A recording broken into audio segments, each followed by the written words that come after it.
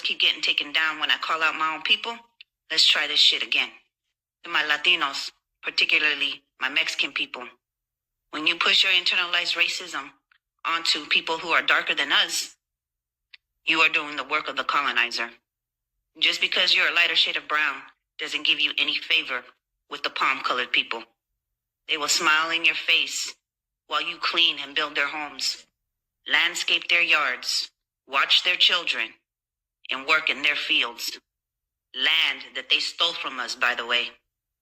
And then behind your backs, they turn around and say that you're lazy, just want handouts, contribute to poverty.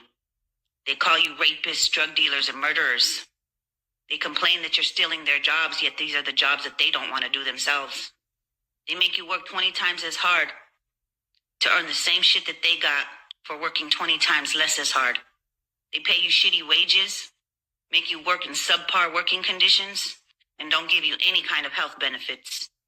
If you think you're gaining favor with them by pushing your internalized racism onto our Afro-Mexicans, our Afro-Indigenous, our Afro-Latinos, and our Black Americans, you are sadly mistaken. They don't care about you, and they never will. So stop trying to kiss their asses as if they are. They give you just enough so that way you can destroy your own people while they sit in a corner laughing, knowing that you are doing the hard work for them while they reap all the fucking benefits. And you get very little in return. You are being used and exploited, and they will never see you more than just another brown person. First and foremost, I want to give all praises, honor, and glory to Yahweh, Ba'ashem, Yahushai, Ba'ashem, Rakah Kodash. And I want to give double honor to the apostles and the elders of Great Millstone.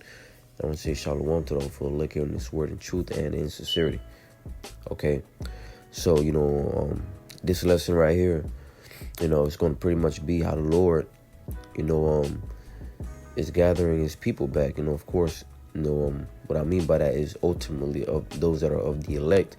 But even Jake, that are in this world can see that Esau, Edom is their enemy. Okay? And, hey, who knows? Yahweh Shem Yahushua may have it to where the woman you saw in the video hears this truth and she repents. Because what she pretty much said concerning, our oppressors is what the apostles and the elders have been saying, man. Is what the brethren have been saying. She's just not saying it through the lens of the scriptures. All right?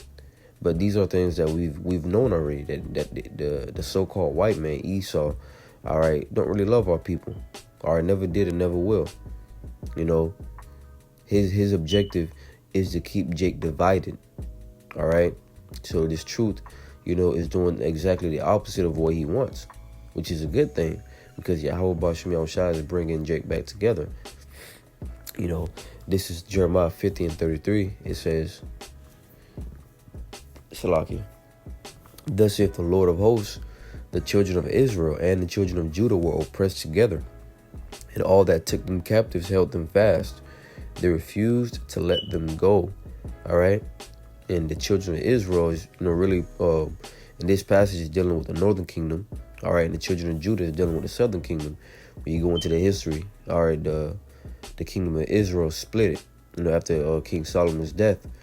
So that's why the Lord refers to Israel, as the northern kingdom, or the northern kingdom as Israel, all right, and the southern kingdom as Judah, all right.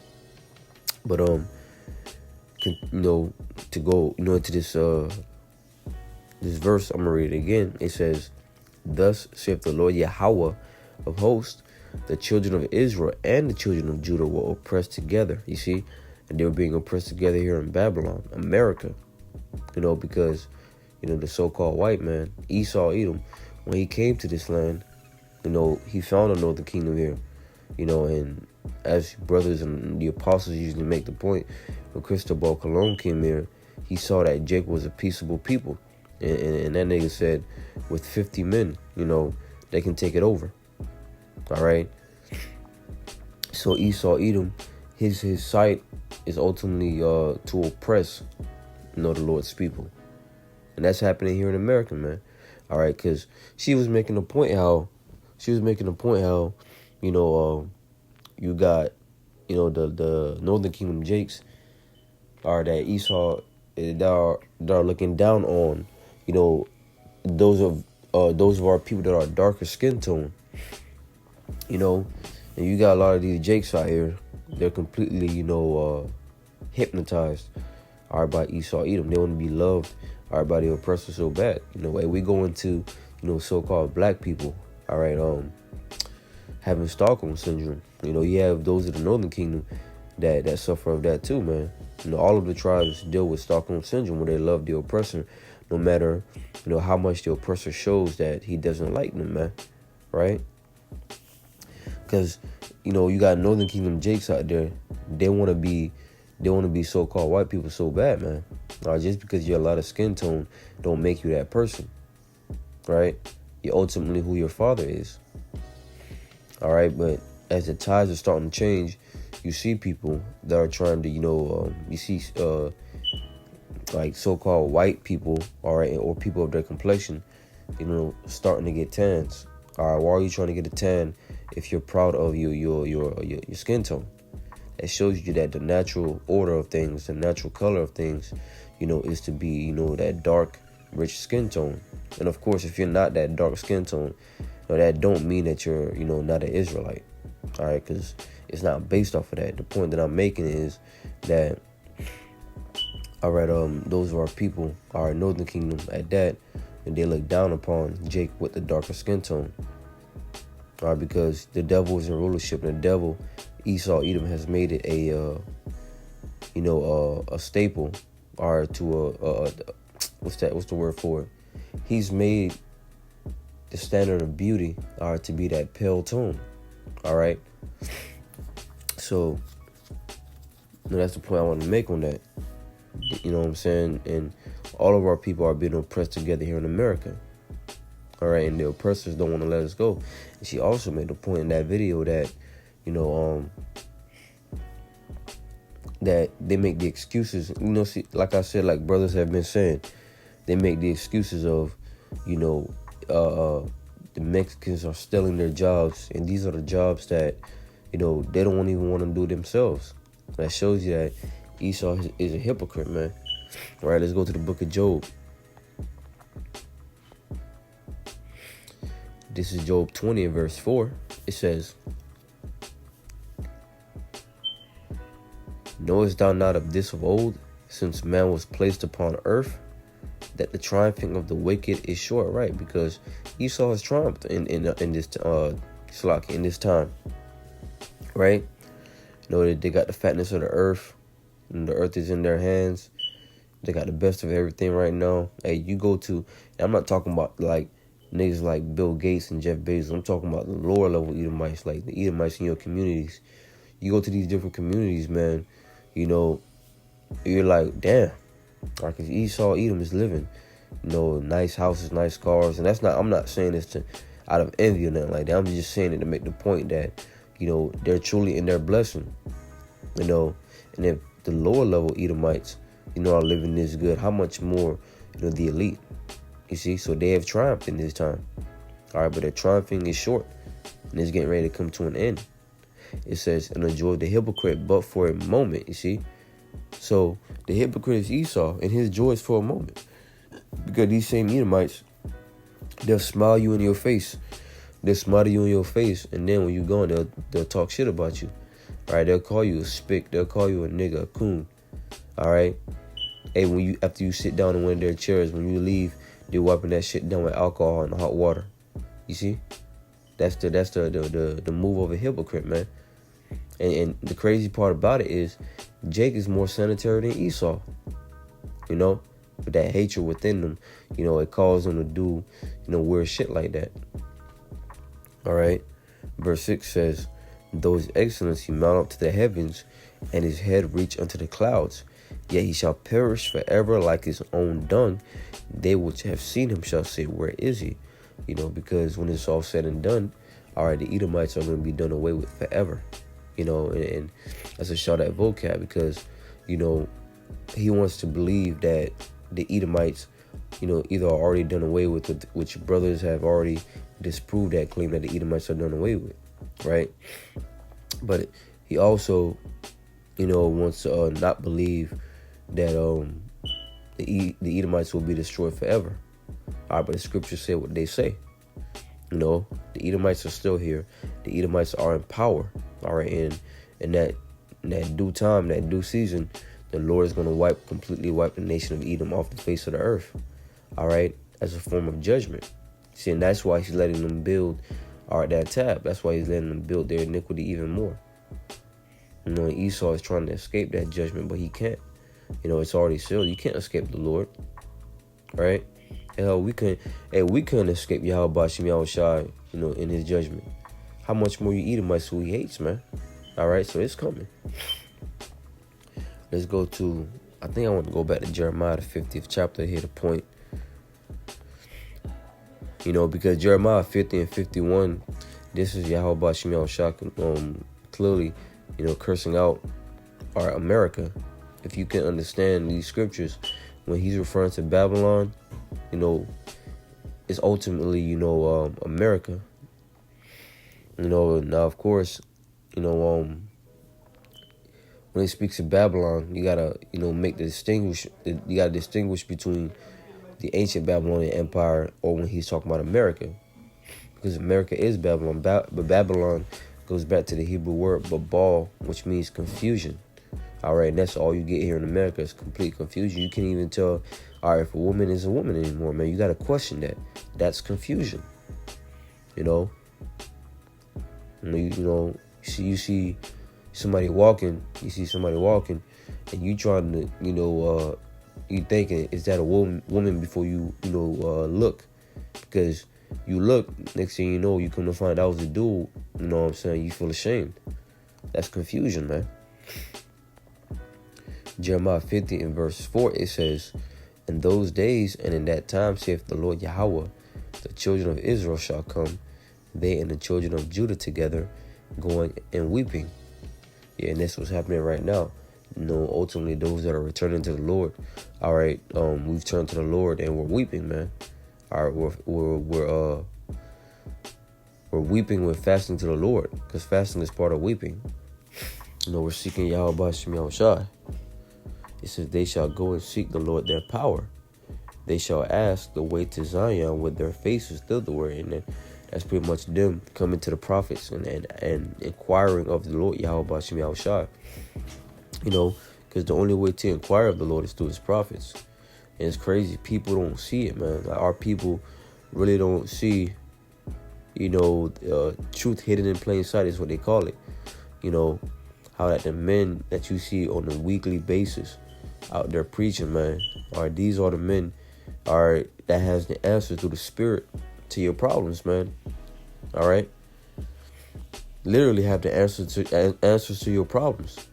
The answers would be, we went off against the Lord. We're under the curses. Yahweh Shai is coming back. These are the answers. But our people, it's like they've been blinded. It says, come and let us join ourselves to the Lord Yahweh in a perpetual covenant that shall not be forgotten, right? Because the way this thing ends is that when Yahweh Shai returns, he's going to establish that new covenant. All right, he's going to submit it. Right now, we're in that grace period as we're returning back to the Lord in all our hearts, mind, and soul. And then when that time comes, all right, Yahweh Shai is going to establish that new covenant. Verse 6, it says, my people have been lost sheep. Their shepherds have caused them to go astray. They have turned them away on the mountains. They have gone from mountain to hill. They have forgotten their resting place. And our people have been lost sheep. Because you got Esau who set up these false prophets. All right. And pretty much they're causing Jake to go into every wind of doctrine. You got, Buddhism, you got Islam. All right, Christianity. Our people are lost sheep. They have gone astray from the true way, man. It says they have turned them away on the mountains. They have gone from mountain to hill. They have forgotten their resting place. Which, that mountains and hills represents governments. Mountains represents bigger governments. Hills represent smaller governments. And they have forgotten their resting place, which is this truth. Once again, through this internet, our people, are being brought back to the Lord. See? And it don't matter where they are, where they scattered at around the world. The internet is ultimately, doing the heavy lifting of this truth, man. You got Jake over there in Japan right now. They know they're Israelites. They're returning to their resting place. Verse 7, because Yahushua said, and ye shall know the truth, and the truth shall make you free. All right. 7 says, all that found them have devoured them, and their adversaries said, we offend not, because they have sinned against the Lord, the habitation of justice, even Yahweh, the hope of their fathers. You see, and that's the mindset of the heathen. And starting with Esau, the elites, they're thinking to themselves, we don't offend, because they sinned against their God. Therefore, he gave them to us, so we're not guilty at all. That's the way they're thinking. All right.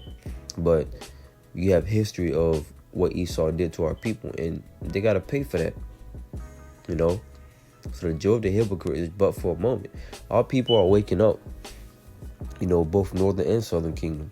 Now, they may not be waking up to the fact that they're Israelites, but who knows? Maybe, somewhere along the future, Yahweh Bashim Yahushua is gonna tap their mind, and they're gonna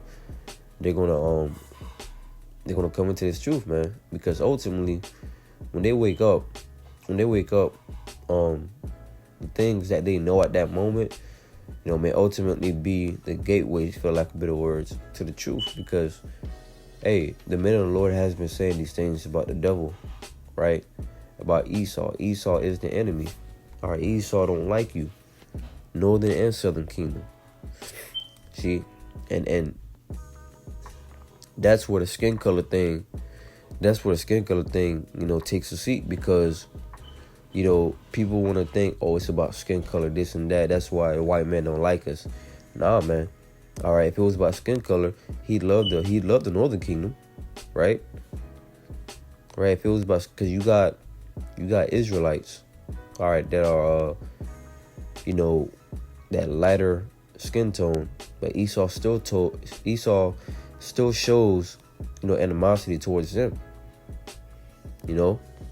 He still shows hatred towards them. Why? Because they're Israelites. This is the book of Ecclesiastes 12 and verse 10. It says, never trust thine enemy, for like as iron rusteth, so is his wickedness. Right? Esau Edom is an enemy. And let's say like this. You got like an iron, let's say you got an iron bar, right? You don't really fix it. You just, spray Rust-Oleum on it. That paint, that spray can, the paint in the spray can, you just spray it on it, and just set it out there. Eventually, that shit gonna start rusting. It's gonna start peeling and chipping again. All right, well, that's Esau, man. Because these devils, they present themselves, all right, as the angels of light, like the scriptures say, right? They present themselves like that with a suit, all right, the shirt and tie, or the shiny shoes, and the well-cut hair. But inwardly, they're devils, man.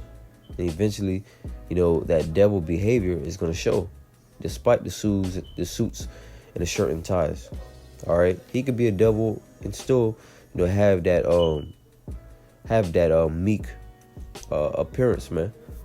But that wickedness is starting to rust, right? It's starting to chip out of him. Verse 11 says, though he humble himself and go crouching, yet take good heed and beware of himself, and thou shalt be humble, Slakia, and thou shalt be unto him as if thou hadst wiped a looking glass. Because you're going to see him for who he really is. Esau Edom, that like the serpent he is, he like to come crouching, right? He like to come humbling himself, speaking those, $1,000 words, right? Big vocabulary words, smile in your face, all right? He says take good heed of him, because the same devil that smile in your face is the same devil that'll stab you in the back, man.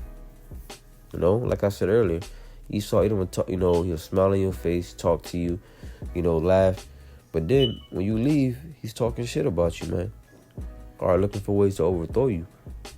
It says, you see, and these are the things that are, you got our people in the world, they're waking up to. It says, and thou shalt know that his rust have not been altogether wiped away. All right, because the rust has always been there. It's just been disguised. All right, the rust is ultimately that wickedness.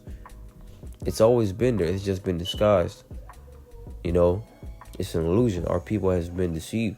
That's why they think Esau is an angel. They're going to come to find out that this is the devil that the Bible speaks of. All right. Verse 12 says, set him not by thee, lest when he have overthrown thee, he stand up in thy place. Neither let him sit at thy right hand, lest he seek to take thy seat. And thou at the last remember my words and be pricked therewith. You see, because, you know, when it's all said and done, you know, he's going to show them horns anyway. It's only so long that the devil can hide. It's only so long that Rust-Oleum can stay on that metal, that iron, because it's got to rust some way. It's got to rust someday, Salakia. You know, so just like Esau, his wickedness is going to show eventually, you know. But Lord willing, this lesson was edifying. I want to give all praises, honor, and glory to Yahweh, Ba'ashem, Yahushai, Ba'ashem, Rakakodash. I want to give double honor to the apostles and the elders of Great Millstone. Shalom to the hopeful elect.